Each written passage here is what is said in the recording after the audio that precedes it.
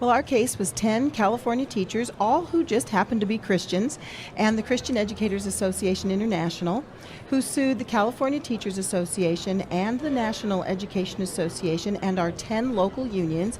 And our reason for suing them was that they have been taking our money forcibly in agency fees for about 50 years. And they spend our money on far left political causes and push their social, sexual, and political agenda into our schools using teacher monies. And most teachers have no idea. So we sued them, and our goal was just to stop forced union fee payments. Our case was heard at the United States Supreme Court, January 2016. We were poised to win with a 5-4 decision. Justice Scalia died a month later. We lost his vote. So therefore, the lower court decision, which was against you and your team, was allowed to stand. Yes, the lower courts had to rule against us because we were trying to overturn a Supreme Court precedent called a bood. So lower courts can't rule against a Supreme Court decision.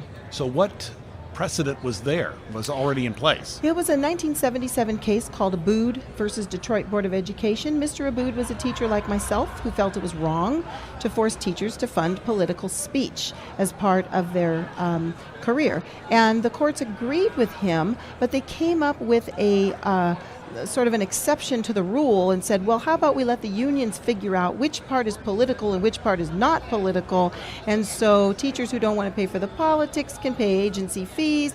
Well, you can imagine what happened. The unions spent almost all the money on politics. Well, yeah, because realistically, it's not going to be separated out. It's not. It's not. And collective bargaining in the public sector is political all the time. You're using public monies to make public decisions, so all of it's political. So fast forward somewhat, 2 years since the ruling in what's known as the Friedrichs case, there was another case that dealt with similar issues called Janus that came through the Supreme Court. So what was the content of that case, and how did it relate to your case? Yeah, well, thank God, Janus was almost identical to our case. Ours was broader, but Janus did cover the one real important piece, and that is to stop the forced payment of agency fees to unions when you are a non-member.